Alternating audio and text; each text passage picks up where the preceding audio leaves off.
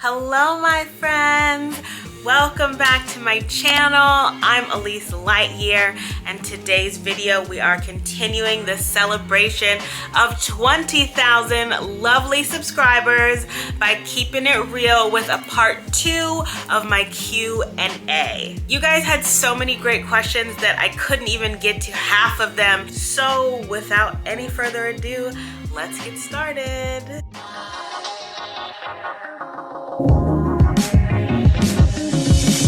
Have you ever been hit on while in China? There was one time last summer where I still cannot believe it, but a man who could probably be my grandfather hit on me in English. I was walking down the street to meet my friends at a bar, and an older man came up very close next to me and was like, "Would you like to dance?" I did not think that he was talking to me. I thought that like maybe he was on a phone call, or I don't know. I just had no clue that it was directed to me. So I continue to walk and he says it again, like way louder. "Would you like to dance with me?" And now that I'm standing there and he's got my full attention, I get a very good look at him. Very traditional in the way that he was dressed, with like these old Chinese man loafers with the white socks and some very sensible jeans with a blue polo that was tucked into the jeans with a fake Gucci belt. He had a necklace made of walnuts and a bracelet made of walnuts. And he had a very nice leather man purse that kind of rested right on his belly.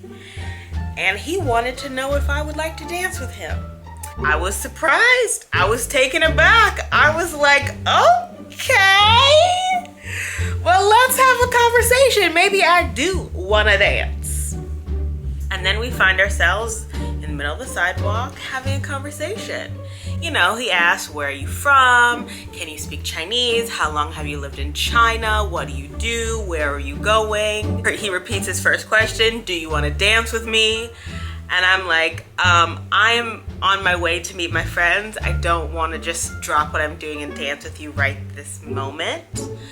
So we exchanged WeChat information with each other, and about a day later, of course, I found out that this old man just wanted to have sex with me.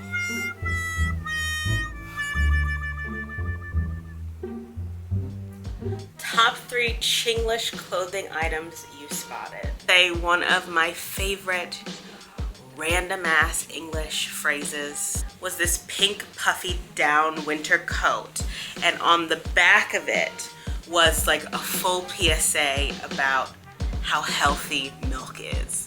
Like, why is that on a coat? It's just so dumb that I love it. I just have quite the collection. My goal is to collect enough specimens so that I could start my own museum of Chinglish fashion in the form of an Instagram account. Okay, so this girl, Nasa, literally asked 10 questions. So let's just run through a few of them. The first, have you ever dated here in China? There were so many questions about dating. And yes, I have dated. No, I don't date anymore because of lots of horror stories and catfishing, and it's just difficult being a black woman trying to date in China. All of those things I promise I will get into in a series of videos exclusively about dating in China. Hopefully I can release them in the next few weeks. Would you ever move to another city in China, and where? So once my lease is up in August of 2023, I've given myself 4 choices.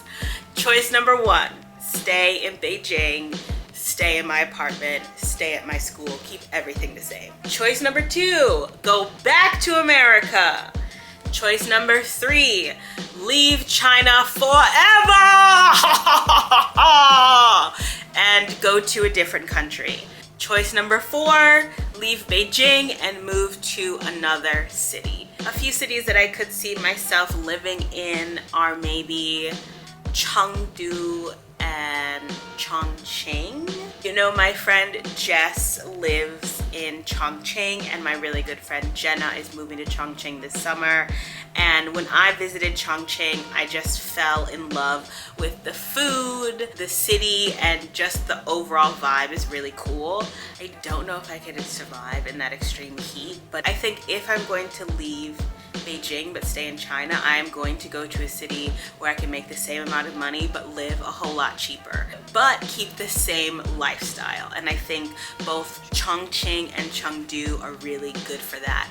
And then I think Chengdu is such a cool city. I think maybe it's just known around the world as being a super LGBTQ plus friendly city. I think culturally that makes the city just a lot more progressive than a lot of other places in China. Plus there's a really big hip hop culture in Chengdu that I am just so curious about and would love to just live in it and see what it's all about. It says 下一个 something something something something something something. In English it says city that you plan to visit the next. I recommend my home Dalian. Should I answer this one in Chinese? 我想去 I've lived in China for 3 years and I still cannot pronounce the name of that city. You know the place with the Avatar Mountains where the movie was based on? Zhangjiajie. That's it. Only 3 syllables. Zhangjiajie, Zhangjiajie, Zhangjiajie, Zhangjiajie. Well, that's where I want to go.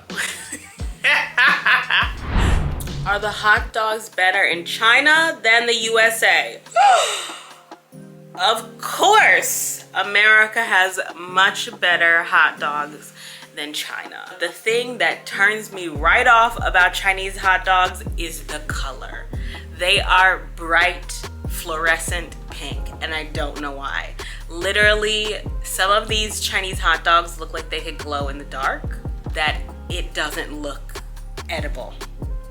So I stay far, far away from Chinese sausages. Just kind of like any sausage in China, I am not cool with. If it's an imported sausage in China, it's good. If it ain't, it's scary. So therefore, an American hot dog is reliable, not bright pink, and delicious. What are things you expected to see when you moved to China but never did? You know, in America, there are a lot of stereotypes about the East and how people in Asian countries look and how they actually live. And I would say that one of the stereotypes that I absolutely believed and expected to see in China were girls walking around with chopsticks in their hair.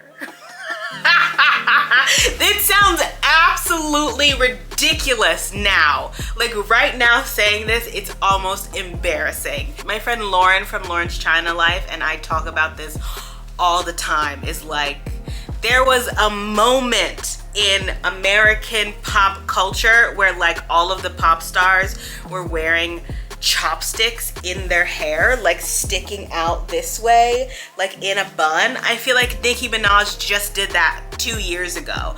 And I genuinely thought that that was a fashion statement in Asia, especially in China. And I get here and not nan one woman got a chopstick in her hair. And I'm like, well, damn. I guess they really don't do that.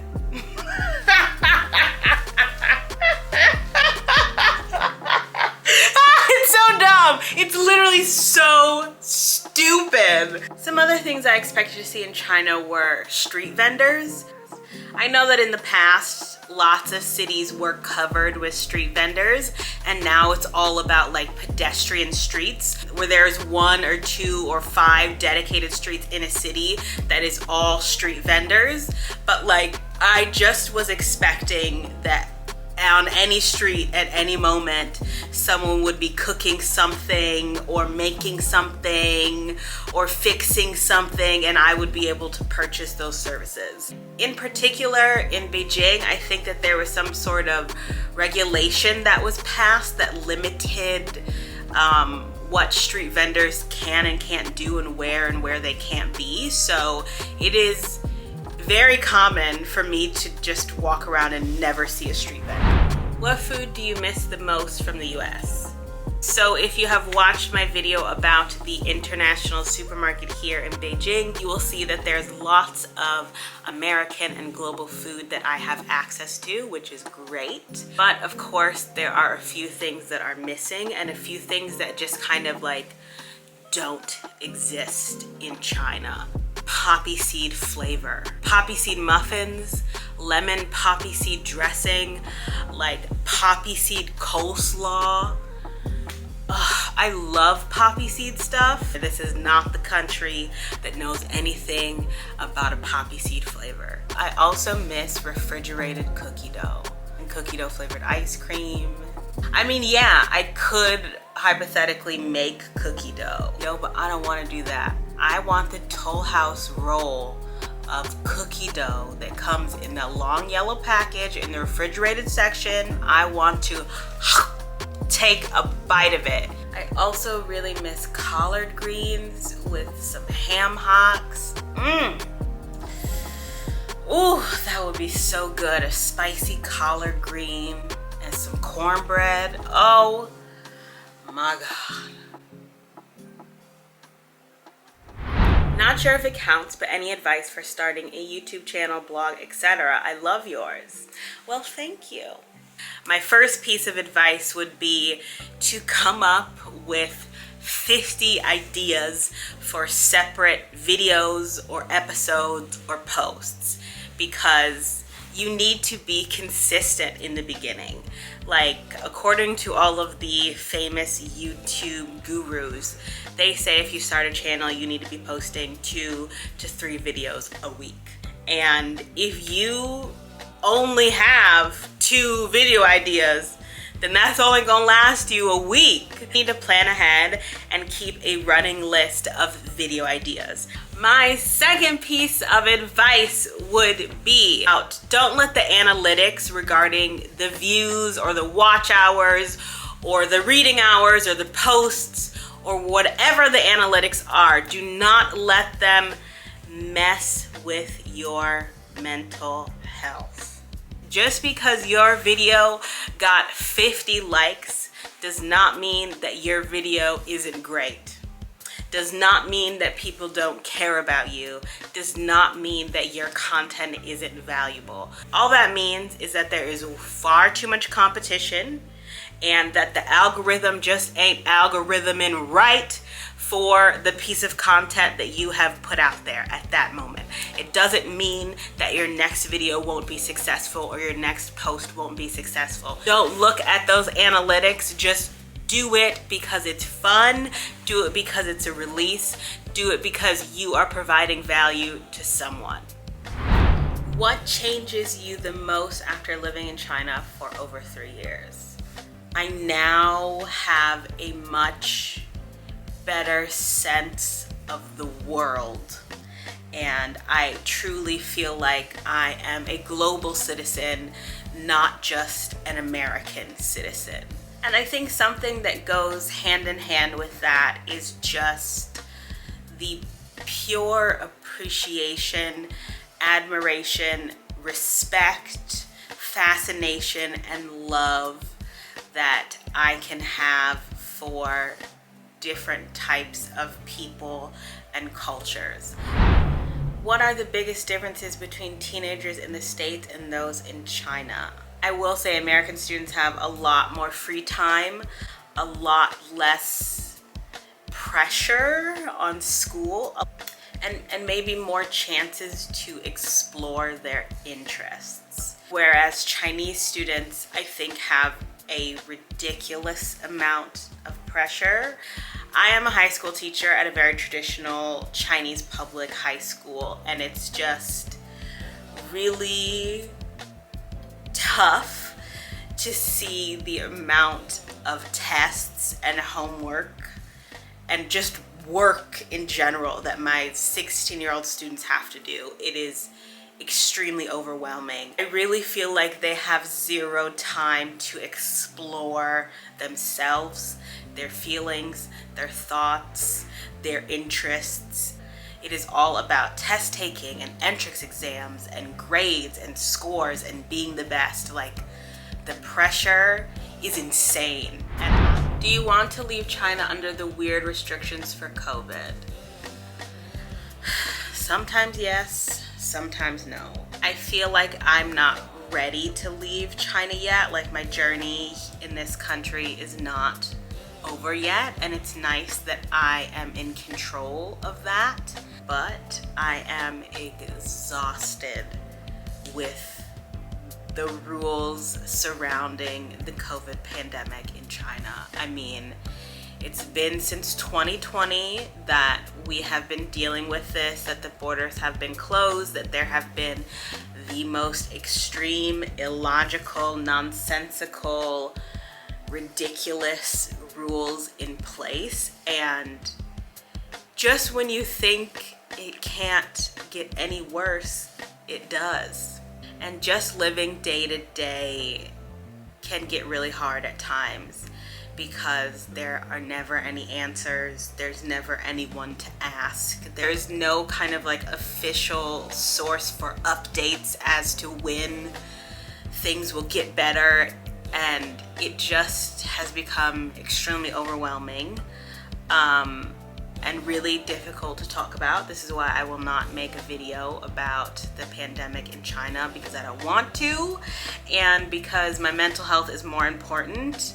And I am just trying to live day to day with a smile on my face and food in my fridge and money in my bank account. If you could have a conversation with yourself before relocating to China, what tips or advice would you tell yourself?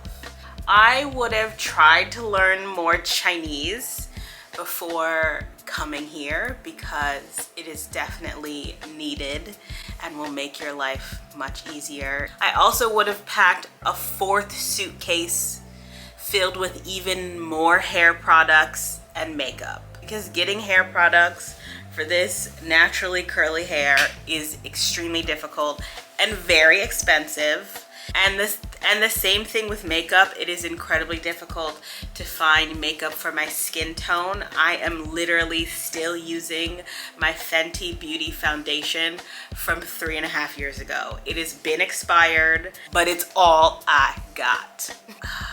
Another tip, I guess, would be to bring lots of money. China is very affordable to live, but when you first get here, it is very expensive. In my case, I had to pay for my visa stuff and my flight beforehand, and then I got reimbursed a few months later, which is not what I was expecting. So I didn't bring that much money because I didn't have that much money. And so I was in the position where once I learned that I needed to put 3 months rent down to secure an apartment, I was like, oh, but I'm not gonna get paid for a month, and I'm not gonna get my reimbursement for a few months, and I don't have that much money, and how am I gonna eat and have money for transportation? So the first few months were real difficult on my wallet, on my bank account. So bring as much money as you can. Way more than $2,000, at least 4. Okay, my friends, we have come to the end of all of the questions that I want to answer. So with that being said, I bid you adieu. Thank you for always being so positive and sending love and light my way. I feel it. I love and I read all of your comments except for the crazy ones. I delete them because I have zero time for that. But for real, you guys are incredible and I cannot thank you enough. So to all 20,000 of you who probably are not gonna watch this, but I don't care, I'm talking to all of y'all. Thank you so much. Aleese Lightyear over and